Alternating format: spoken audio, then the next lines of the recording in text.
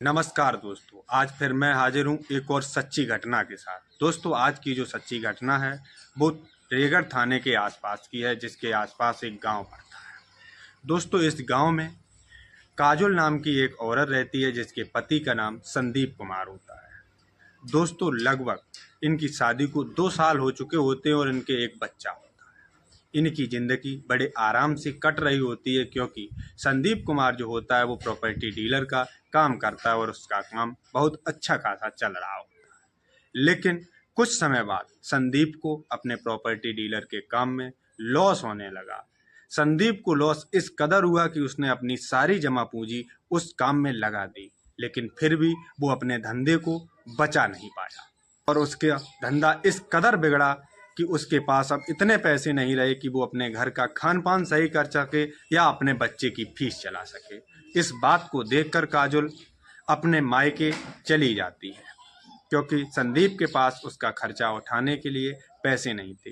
इस बात को लेकर संदीप भी काजोल को नहीं रोकता, क्योंकि वो समझता है कि जब उसका काम ठीक चलने लगेगा तो वो काजोल को खुद ले आएगा। एक दिन संदीप दोस्तों अपने बच्चे और अपनी पत्नी से मिलने ससुराल जाता है, तो उसकी पत्नी काजोल कहती है कि हमारे बच्चे के पास काफ़ी नहीं है। तो संदीप काफ़ी लेने के लिए मार्केट के लिए निकल पड़ता है। संदीप अपनी ससुराल से मार्केट के लिए निकला, लेकिन फिर वापस कभी काजोल के पास नहीं पहुंचा।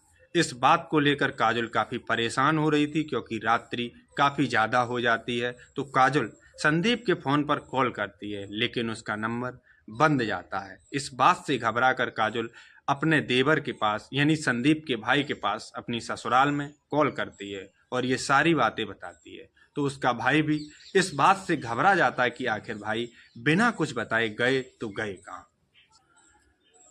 विनीत भी अपने भाई के नंबर पर कॉल करता है, लेकिन उसका नंबर बंद जाता है। विनीत भी बेचारा करता तो क्या करता, वो पूरी रात अपने भाई का इंतजार करता है और सुबह अपनी ससुराल अपनी भाभी के पास पहुंच जाता है। लेकिन तब तक विनीत के पास उसके गांव से खबर आती है कि उसके गांव के किनारे एक नदी बहती है, जहां पर किसी की डेड बॉडी मिली।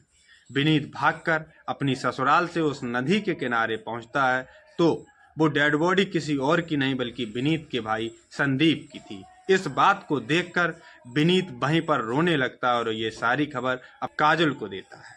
काजोल भी रोती पीटती अपने बच्चे के साथ उस घटना स्थल पर पहुंचती है।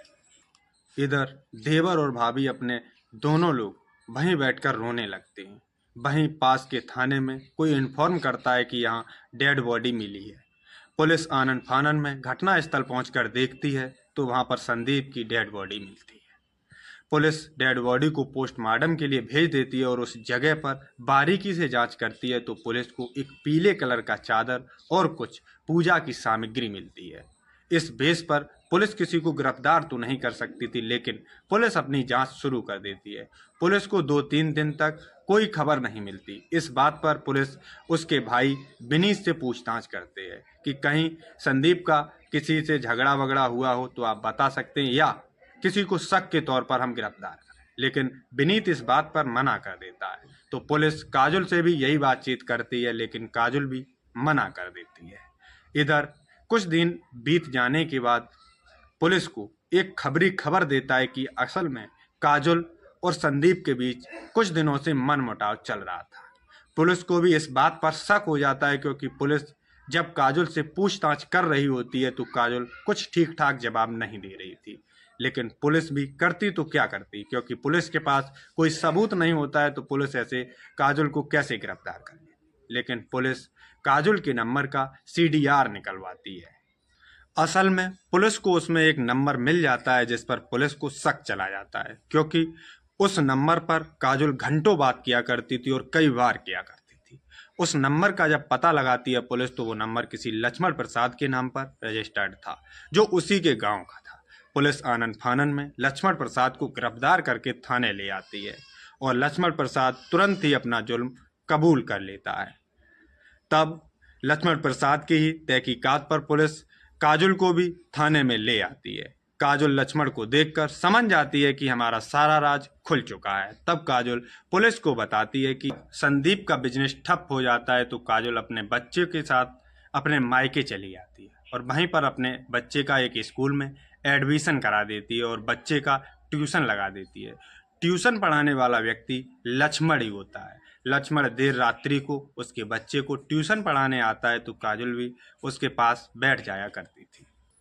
लक्ष्मण को देखते ही काजल उसके ऊपर फिदा हो जाती है और देखते ही देखते दोनों में दोस्ती हो जाती है। एक दिन लक्ष्मण काजल की सारी सच्चाई पूछता है तो काजल अपनी सारी कहानी उसे बता देती है और वो बताती है कि हमारी आर्थिक स्थिति सही नहीं है, अगर हो सके तो आप मुझे कहीं जॉब दिलवा दो।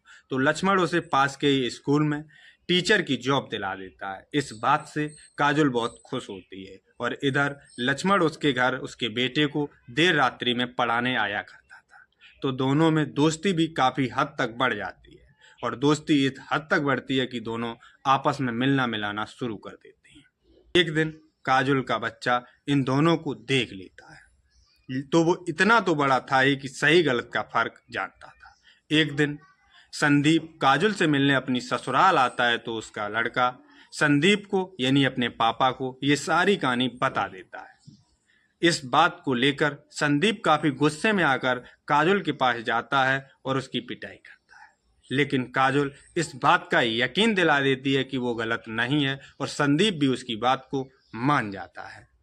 पर संदीप अपने बच्चे की बात सुनकर अपनी पत्नी पर शक करना शुरू कर देता है और वो वहीं ससुराल में अपनी पत्नी के साथ रहना शुरू कर देता है। लेकिन उसकी पत्नी यानी काजल अभी भी उससे फोन पर बात किया करती थी। इन दोनों की बात यहाँ तक होती थी तो एक दिन काजल कहती है लक्ष्मण से कि अब हमारा मिलना ऐसे नहीं हो सकता, अब संदीप का कुछ करना पड़ेगा। और वो दोनों मिलकर संजीव को मारने की साजिश रचते हैं।